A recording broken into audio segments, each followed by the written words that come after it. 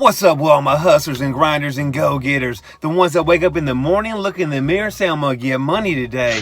It's Matt, Vic, and the JoJo Lena. And what we gonna talk about today, JoJo? Well, today we have lots of jobs on the list. You're gonna come with us, and today we're gonna focus on communication and how important that is in your business. And keep in mind one thing too, always keep track of your money. I actually had 2 checks that were out, over $2,000 of cash owed to us that we never received. It took about 4 months to get the cash. So make sure you keep track of your money, keep the person's information, their name, their email, their phone number, and how much they owe you. So if you don't get paid, you hit them up and make sure you get paid. So we're heading on out to get this money. Let's do it.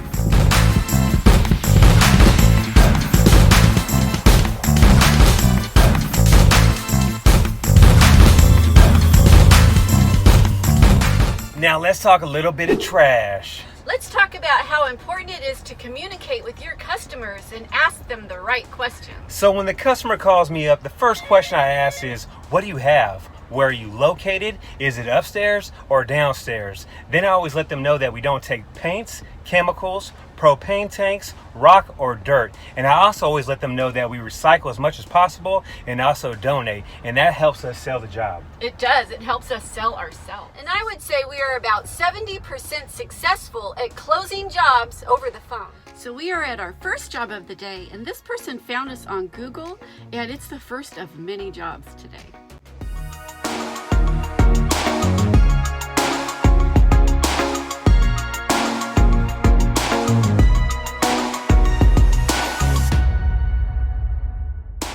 So job is complete, and JoJo, that was a first, huh?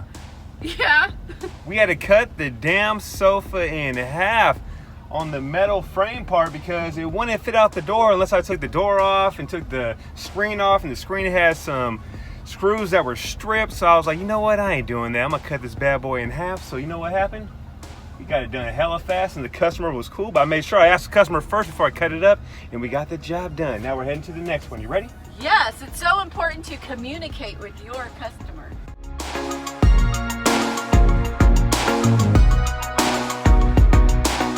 So we're pulling up to the next job, and communication is the most important thing whenever you're backing someone up.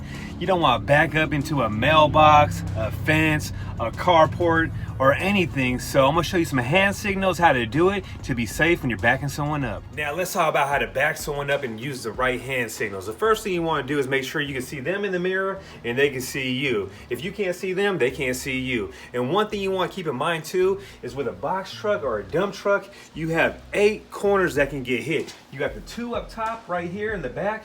You got the 2 in the front, you can hit something. You got the 2 back here and the 2 in the front. So that is 8 corners that can get hit. You can back up into a house, a carport, so you gotta pay attention to that at all times. Now let's talk about the hand signals. This is back up, keep on coming, and when you get close, we use this hand signal. You got a foot, another, a little bit more. Then this is stop, or this is stop, this is to go that way, this is to go that way, and that's how we back someone up. So it's all about communication and backing them up, and you are their safety tool. Keep that in mind. So we're at the next job of the day. It's next to a busy road, and look at how big it is. There's quite a bit of stuff here, and we're gonna see how much will fit in the back of our truck. And I'm thinking there's more than a load here, JoJo. More than a load, baby. Oh yeah. It looks big compared to me. Like you can see how big the pile is.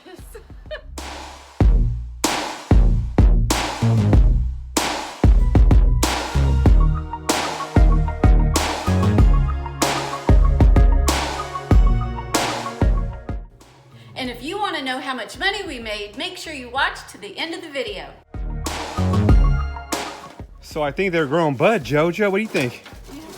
Or maybe some flowers? Green flowers. Sunflowers?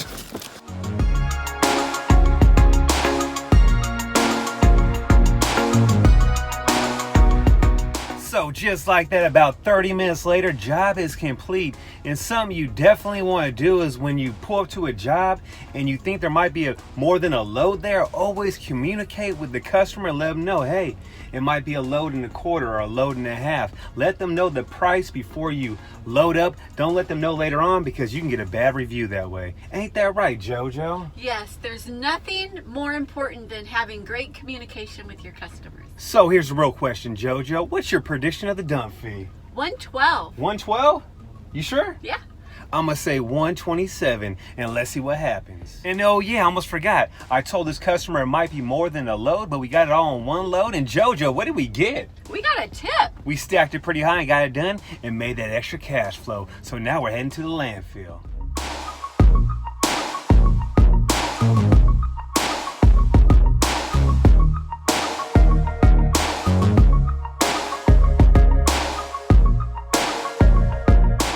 So guess who won? Mowai, your boy won. Now we're heading to the next one. So we are at our next job of the day, and I do believe this person has a bunch of boxes.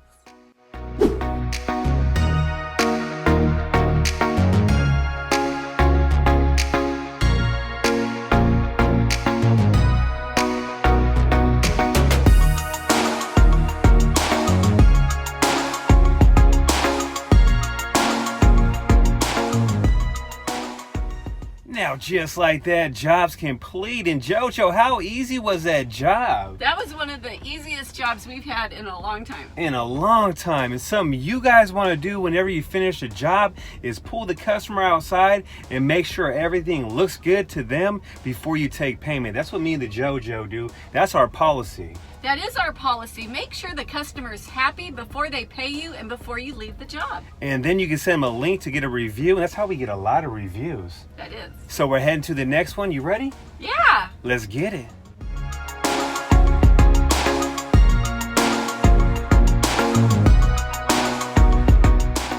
So we are at the next job of the day. And don't you hate driveways that are steep like this?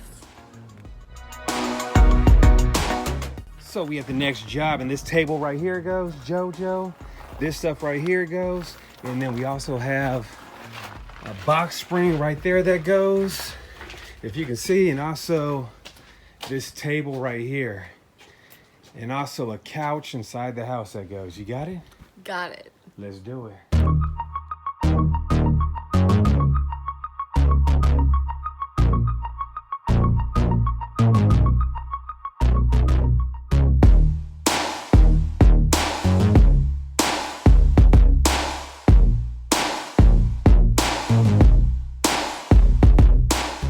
So check it out, we're in the coffee shop right now, and on the bulletin boards, a bunch of realtors with their business cards. So what I'm gonna do is add them on my Facebook page. Now let's talk a little bit of trash. Sometimes you just have to take that leap of faith. So maybe you're just starting your trash business and you get that phone call from that customer and they can't pay you right away. Sometimes it may be a 30-day net, a 60-day net, or even a 90-day net. So you got to have money put away so you can get these jobs and tackle them and wait to get paid. You'll miss out on a lot of big jobs if you say you can't do that. You need to get paid right then. And I know a lot of guys that won't take these jobs on. Me personally, I'll take them all on. I like getting paid. I love opening the mailbox, and I got 3 or 4 checks there that just pop up. Yes, and often your big commercial jobs and your big money jobs will be paid this way.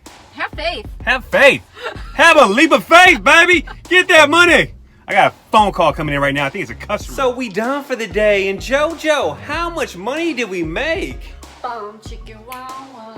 $1,216. That ain't that bad, is it, JoJo? That's awesome. So we're done for the day. So make sure you smash that like button, stay hydrated, and keep hauling them ballin', baby.